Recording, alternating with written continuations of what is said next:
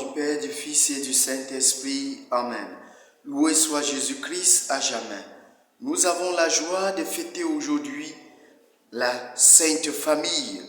Après Noël, l'Église nous demande de fêter la Sainte Famille, le 4e commandement. Dans le livre de l'Exode, chapitre 20, Dieu nous donne les 10 commandements. Et les 3 premiers commandements nous parlent de la relation de l'homme avec Dieu. Et les 7 autres 10 commandements nous parlent de la relation entre moi et le prochain. Et le premier des 7 commandements, c'est le 4e commandement. Honore ton père et ta mère pour avoir longue vie sur la terre. Voilà le commandement qui va avec une promesse. Mais aujourd'hui, en fêtant la Sainte Famille, Jésus, Joseph et Marie, la Sainte Famille de Nazareth, qui nous est donnée comme modèle de toute famille humaine, la relation de l'homme est un être relationnel. L'homme est un être relationnel. Nous devons vivre les relations avec les autres. Le premier prochain, c'est mon père et ma mère. C'est pour cela qu'après Dieu vient tes parents. Que toi, tu dois honorer. La première lecture est tirée du livre de Ben Sira le Sage, qui est Siracide, chapitre 3, versets 2 à 6, versets 12 à 14. Le Seigneur glorifie le Père dans ses enfants. Le Seigneur glorifie le Père dans ses enfants. Parce que le Père a accepté de procréer. Dieu a dit, allez et multipliez-vous, procréez. L'homme qui accepte de procréer, Dieu le glorifie dans les enfants qu'il donne. Parce qu'il continue l'œuvre de Dieu. Il est il procrée. Alors il continue l'œuvre de Dieu et Dieu est content de lui. Le Seigneur renforce l'autorité de la mère sur ses fils. Alors l'autorité de la maman est renforcée grâce aux enfants que la maman donne. Alors nous voyons des mamans qui ont des enfants qui sont des mères accoucheuses, mais qui ne sont pas des mamans. Il y a une différence entre la mère et la maman. Il faut être tout à la fois, la maman et la mère. La mère est celle qui accouche. Et la maman est celle qui prend soin de l'enfant. Celle qui prend soin de l'enfant. Il y en a d'autres qui accouchent et qui abandonnent les enfants à la grand-mère, au grand-père. Et ils sont ailleurs. Ils ne se soucient même pas de l'éducation.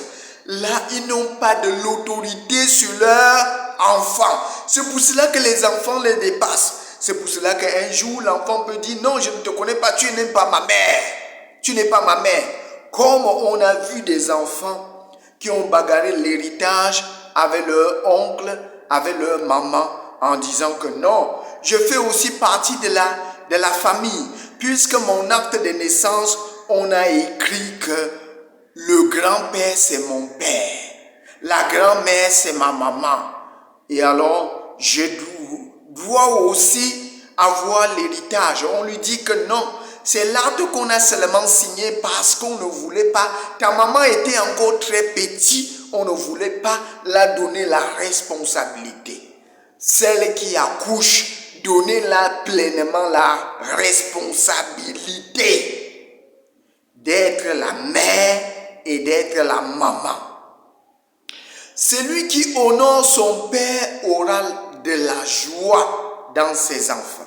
Celui qui honore son père, l'enfant qui honore son père, la fille qui honore son père aura de la joie dans ses enfants. Alors, c'est une chaîne de bénédiction. Ce que tu as fait à ton père, tes enfants vont te le faire. Ce que tu as fait à ton père, tes enfants vont le faire pour toi. Si tu as maltraité ton père, tes enfants vont te maltraiter. Tes enfants vont te maltraiter. Si tu as abandonné ton père, tes enfants vont t'abandonner aussi.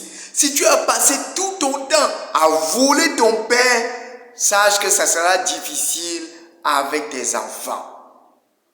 Celui qui honore son père aura de la joie dans ses enfants. Sa prière sera exaucée. Mon frère, ma soeur, pour que ta prière soit exaucée devant Dieu, commence déjà à honorer celui que Dieu t'a donné comme Père sur la terre. Celui que Dieu est passé par lui pour te donner la vie. Celui que Dieu est passé par lui pour que tu viennes au monde. Pour que tu sois ce que tu es venu, tu es le fruit de la volonté de Dieu qui est passé par quelqu'un. Qu'il soit handicapé, qu'il soit aveugle, qu'il soit boiteux, qu'il soit pauvre, Dieu a voulu passer par lui pour que tu viennes au monde. Pour que tu sois ce que tu es, c'est le fruit de leur volonté. S'ils avaient refusé le projet de Dieu, tu ne devais pas être au monde. Alors ils ont accepté le projet de Dieu pour que tu viennes au monde. Et toi, tu les négliges, tu les méprises. Alors c'est pour cela que Dieu te demande aujourd'hui de les honorer pour que tes prières soient exaucées. Celui qui glorifie sa mère amasse un trésor. Celui qui glorifie sa mère amasse des trésors. Mon frère, vous n'êtes pas riche. Vous restez dans la pauvreté. Vous ne réussissez pas parce que vous méprisez vos mamans. La mère qui t'a donné le lait, tu as acheté le lait là, qui t'a nourri, alors qui t'a essuyé les caca, les couches et autres. Les 9 mois dans le ventre, tu as payé ça. Tu peux rembourser ça. Tu peux rembourser tout ce qu'elle a fait pour toi. Mon frère, ma soeur, prenons conscience de ceux-là que Dieu est passé par eux pour que je puisse être ce que je suis aujourd'hui. Ce sont les instruments que Dieu a utilisés pour que je vienne. Je ne peux pas les négliger. Je ne peux pas les mépriser. Celui qui glorifie son Père verra de longs jours. Et celui qui obéit au Seigneur donne du réconfort à sa maman. Celui qui obéit au Seigneur donne du réconfort à sa maman. Tu obéis au Seigneur parce que le Seigneur a voulu passer par celle-là pour que tu viennes au monde. Mon frère, ma soeur, l'enfant est un don de Dieu. Le Père est un don de Dieu. On n'achète pas un Père. C'est Dieu qui nous le donne. Et c'est Dieu qui t'impose un papa. Et c'est Dieu qui t'impose un enfant. Tu as le droit de l'accepter pour que Dieu soit glorifié en toi. Tu as le droit d'accepter ce papa pour que Dieu soit glorifié en toi. Tu as le droit d'accepter cet enfant pour que Dieu soit glorifié en toi. Soyons des canaux de grâce pour nos enfants. Soyons des canaux de grâce pour nos enfants. Mais il y a des enfants qui dérangent. Le papa a fait tout moyen pour que vous puissiez avoir du travail, pour que vous puissiez avoir de l'emploi. Il y a des enfants qui ont maintenant du travail. La maison du papa est tombée. Le papa reste dans une case penché comme ça.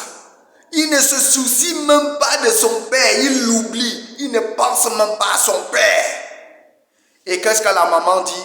La maman dit seulement à la famille de son mari, pensez à votre frère, pensez à votre frère. Au lieu que la maman elle-même dit à ses enfants que pensez à votre papa qui a souffert pour vous, pour que vous puissiez avoir du travail.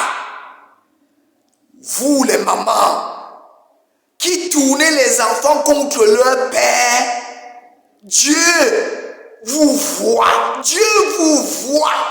Vous les mamans qui détournez les enfants de leur père, Dieu vous voit. Vous ne voulez pas que les enfants fassent quelque chose pour leur père. Le WC du papa n'est même plus. Le papa chie dans un pot. Alors que les enfants ont du travail. Au lieu de faire l'effort, de faire quelque chose, de faire l'honneur à leur père, vous attendez. Vous voyez, on nous dit des fois que nous, si là, on reconnaît la personne toujours quand la personne est morte. On reconnaît la personne quand il est mort. C'est là alors, on vient avec tous les youyous et tous les youyous. On parle des faux discours sur la personne quand il est mort. Quand la personne est encore vivante, les personnes sont chiches. Mais les personnes sont généreux envers les cadavres.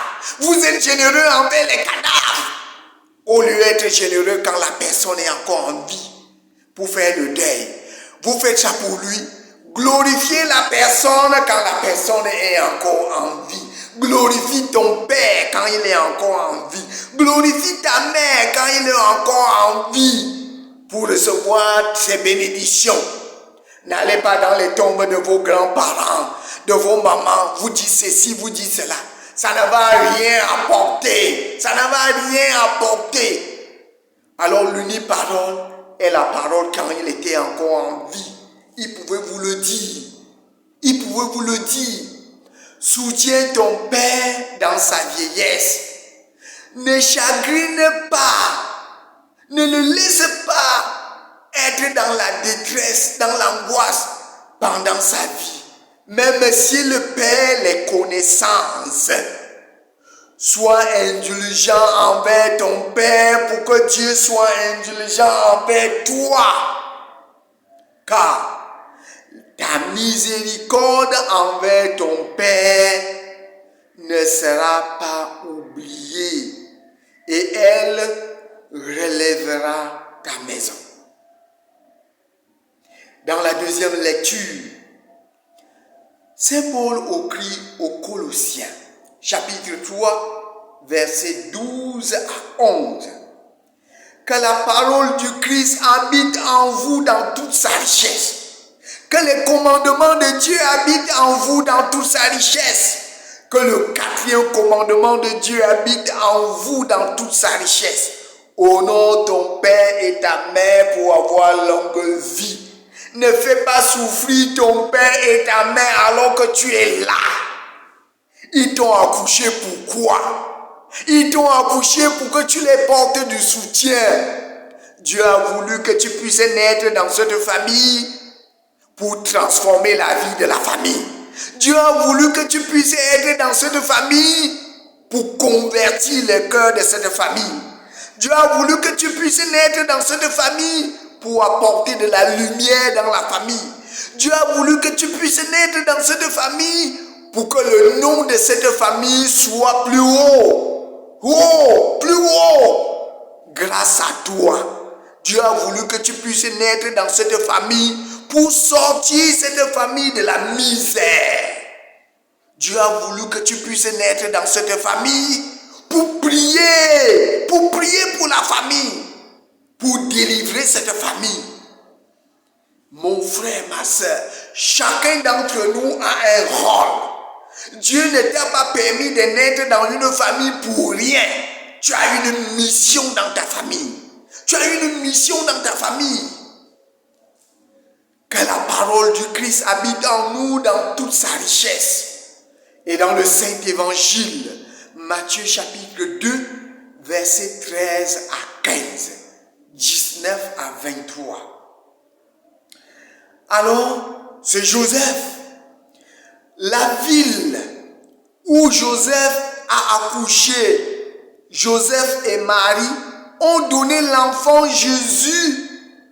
Voilà que Hérode s'est engagé à tuer tous les enfants des 0 à 2 ans.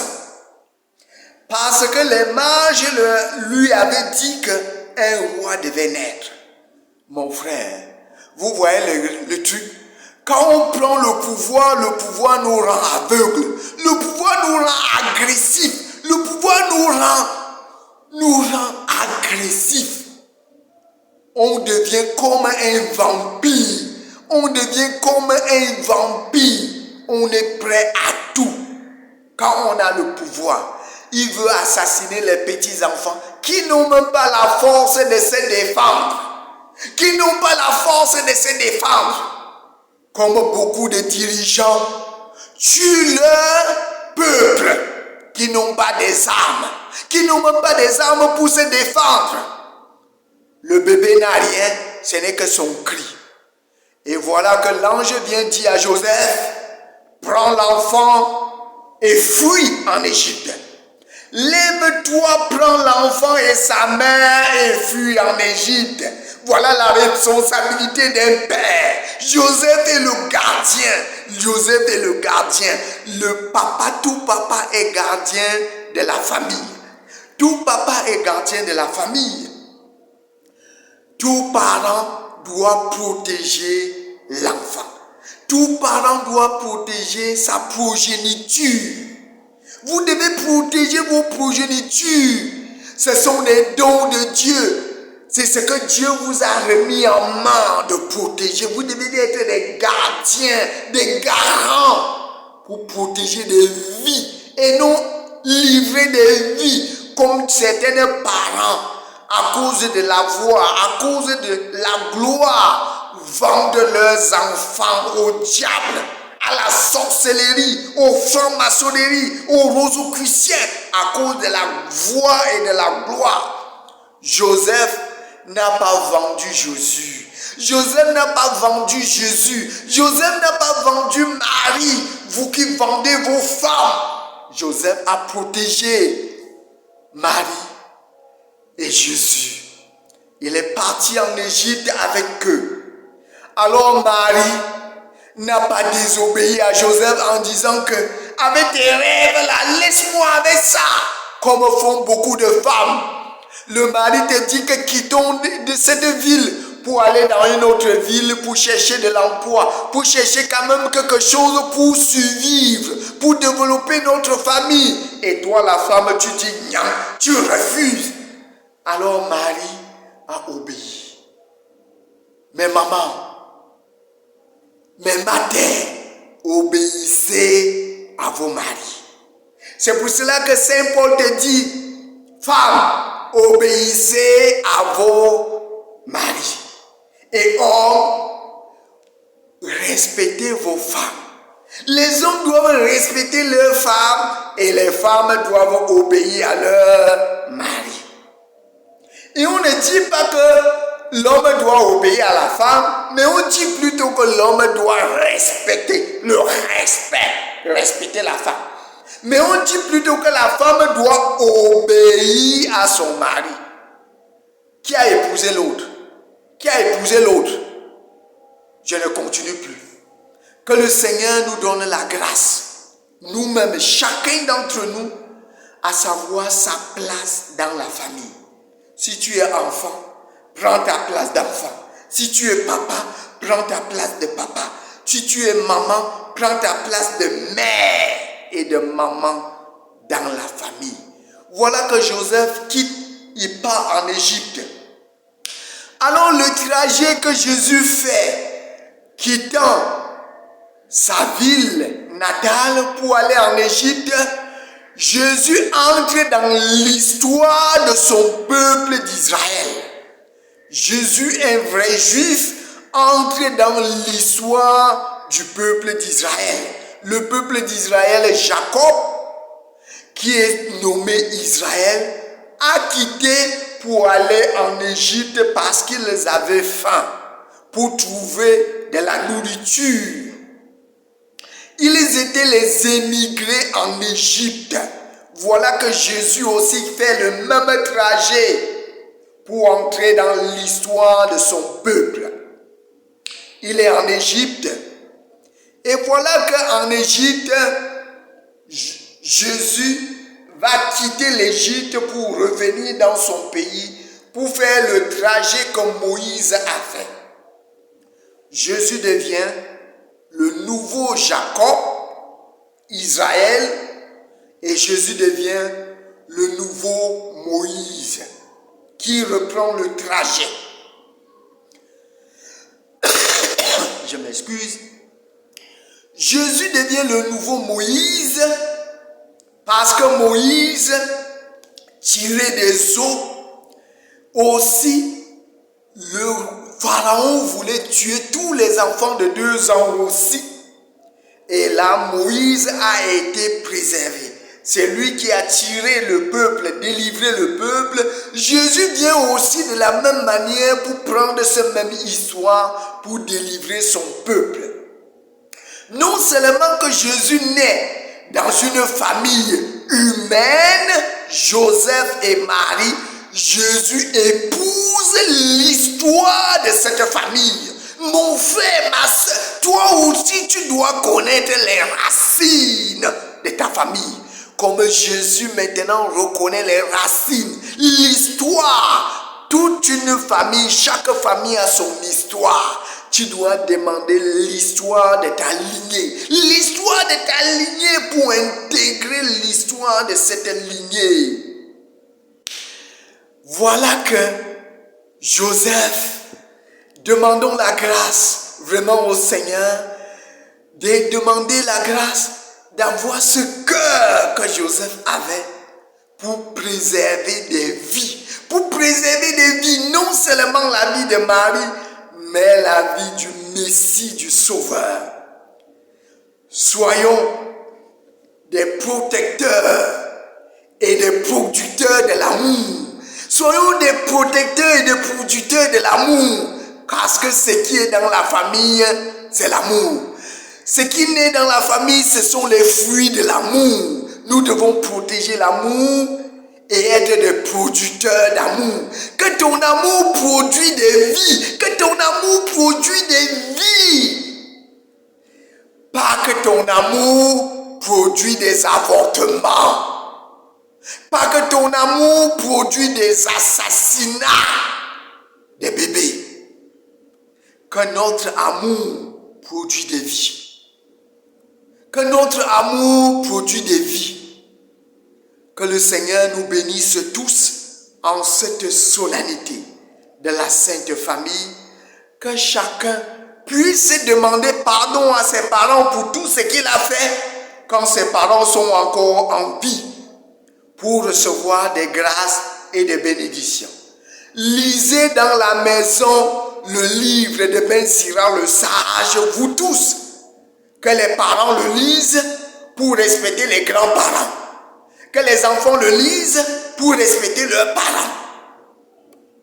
Ben Sira le sage, chapitre 3, versets 2 à 14. Loué soit Jésus-Christ à jamais.